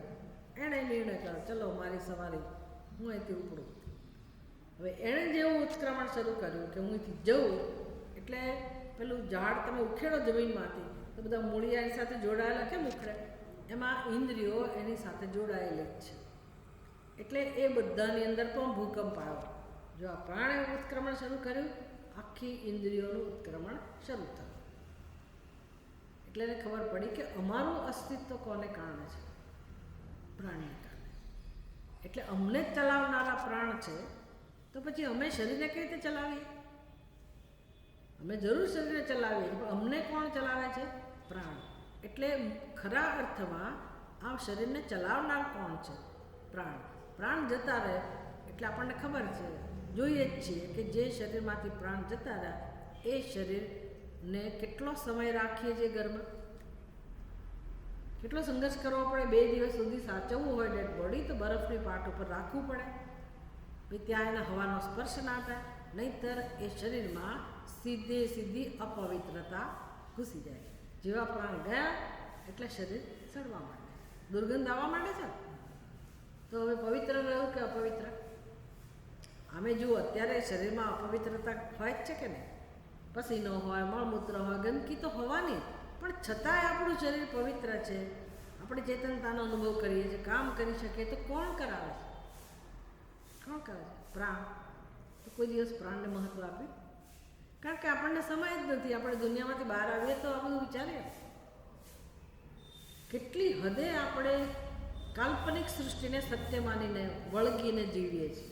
સમજાય છે ને? અજ્ઞાન કોને કહેવાય? એટલે લોકોને એમ થાય કે ભાઈ તમે છોડવાનું કહો છો, તમે વૈરાગ્યની વાત કરો છો, લોકોને આમ ત્રાસ થઈ જાય કે ભાઈ આવું ખોટી વાત છે, આમ હોવું જ નથી, તેમ હોવું. પણ જે છે એ તો છે જ ને. જે સત્ય નથી તો નથી જ ને. તમે વળગી રહો છો એટલે દુઃખ મળે છે ને, તો પછી દુઃખમાંથી તો છૂટવું જ છે, બીજો કોઈ રસ્તો જ નથી. તો સાચી વાત કઈ છે? તો કે મારી કાલ્પનિક દુનિયાને કોણ ચલાવે છે? પ્રાણ. હું જે નાના મોટા કર્મ કરું છું, ક્યારે કરું છું? પ્રાણ છે ત્યારે. તો મારો અહંકાર કરાવે છે કે પ્રાણ કરાવે છે, કે આ ઈશ્વર સૃષ્ટિ કરાવે છે? કોણ જીવન ચલાવે છે? એને મહત્ત્વ આપવું જોઈએ ને. મારો અહંકાર કંઈ નથી ચલાવતો. અહંકાર તો અજ્ઞાનમાંથી જન્મેલો, પણ આપણે માનીએ છીએ કે એ જ જીવન ચલાવે છે. તો મારા નાનામાં નાના કર્મો, નાનામાં નાનો વ્યવહાર, ભલે મારી ઈચ્છાને ધ્યાનમાં રાખીને જે જીવન જીવું છું એ બધું જીવન ચાલે છે. કોને કારણે? પ્રાણને કારણે. એમ તો આ શરીરના કારણે, સમગ્ર શરીર, અને શરીર પણ ઈશ્વર સૃષ્ટિ છે, એ હું નથી. તો કોને અહીંયા મહત્ત્વ ઘટે છે? અહંકારને. શરીરને મહત્ત્વ નથી ઘટતું. કોઈ ખાવા પીવાનું ના નથી પાડતું. જે જીવન જીવવાની જે રીત છે ભલે રહી, પણ અહીંયા કોને એડ્રેસ, કોને સંબોધન કરવામાં આવે છે? અહંકારને. કેમ? તો કે અહંકાર અને દોરડા ઉપર દેખાતો સર્પ, આ સર્પ છે એ નિર્ણય, અને અહંકાર એટલે હું આ દેહ છું એ નિર્ણય, બંને સરખા છે કે નહીં? સર્પ છે અને હું દેહ છું, એ ખોટા છે કે નહીં? આવો જે અહંકાર છે એ જ આપણા જીવનનો પાયો છે, જે ખોટો છે. તો પછી મારા જીવનનું સત્ય શું થયું? આ ઈશ્વર સૃષ્ટિ, શરીર, 5 મહાભૂત, જ્ઞાનેન્દ્રિયો, કર્મેન્દ્રિયો, મન, બુદ્ધિ, બધું ભગવાનનું જે સર્જન છે તે, અને એમાંય સૌથી મહત્ત્વના પ્રાણ. આપણે ખરેખર પ્રાણના વિશે તો હજી હવે જાણવાનું શરૂ થશે, પણ આ તો સમહાવ આ પ્રકારની ચર્ચા થઈ કે જેથી આપણને ઉપાસનાનું મહત્ત્વ વધારે સમજાય. એટલા માટે ઓમ પૂર્ણમદ પૂર્ણમિદમ પૂર્ણાત પૂર્ણમુદચ્યતે પૂર્ણસ્ય પૂર્ણમાદાય પૂર્ણમેવાવશિષ્યતે. ઓમ શાંતિ શાંતિ શાંતિ. હરિ ઓમ. શ્રી ગુરુભ્યો